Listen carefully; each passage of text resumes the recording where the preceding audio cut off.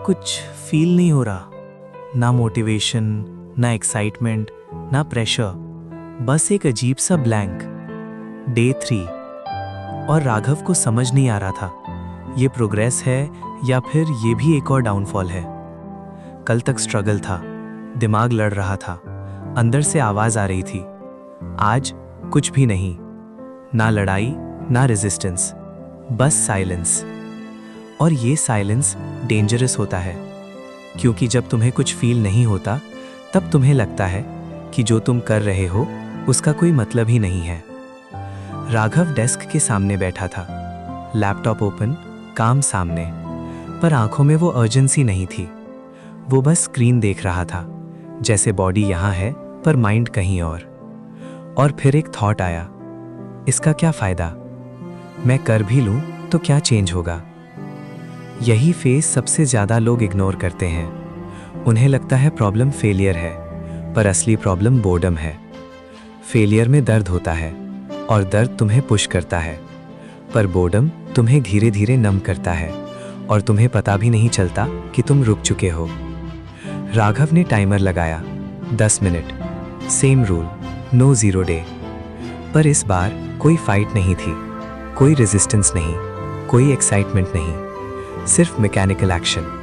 Click, type, रुकना, सोचना, फिर टाइप, फिर रुकना, और हर कुछ सेकंड बाद एक ही थॉट, ये बेकार है, ये काम का नहीं है, मैं टाइम वेस्ट कर रहा हूं, और सबसे डेंजरस, शायद ये मेरे लिए नहीं है। सेम लाइन फिर से वापस। पर इस बार राघव ने उस लाइन पे रिएक्ट नहीं किया, उसने आर्ग्यू नहीं किया, उसने मोटिवेट नहीं किया, उसने बस कंटिन्यू किया। और यही छोटा सा डिफरेंस सब कुछ चेंज करता है। बोर्डम का एक रूल होता है, वो तुम्हें टेस्ट करता है, तो बिना फीलिंग के भी कंटिन्यू करेगा या सिर्फ इमोशन पे डिपेंड है। ज्यादा लोग यहीं फेल होते हैं, क्योंकि उन्हें लगता है मोटिवेशन के बिना एक्शन पॉसिबल नहीं है। पर सच क्या है, एक्शन मोटिवेशन के बिना भी होता है।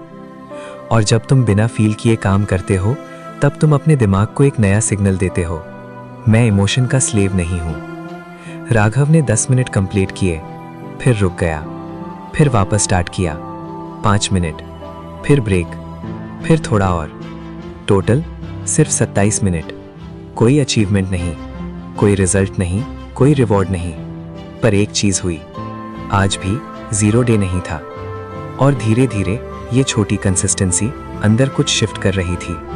पर प्रॉब्लम यहीं खत्म नहीं होती, क्योंकि बोर्डम के बाद एक और फेज आता है, और वो और ज्यादा डेंजरस है, डिले।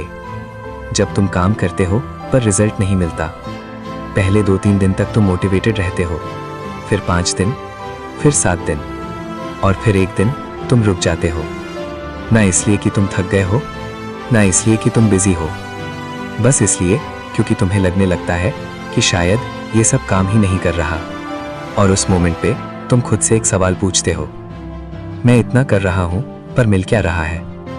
और यही वो लाइन है जो 90% लोगों को वापस वही बना देती है जहां से वो स्टार्ट हुए थे।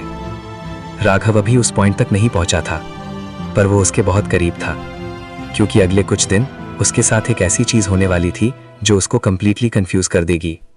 न फेलियर न सक्सेस, कुछ बीच का। और वही सबसे डेंजरस होता है, क्योंकि वहां तुम्हें समझ ही नहीं आता कि रुकना है या कंटिन्यू करना है। और अगर उसने गलत डिसीजन लिया तो वो फिर से वही बन जाएगा, जो सिर्फ स्टार्ट करता है पर कभी फिनिश नहीं करता।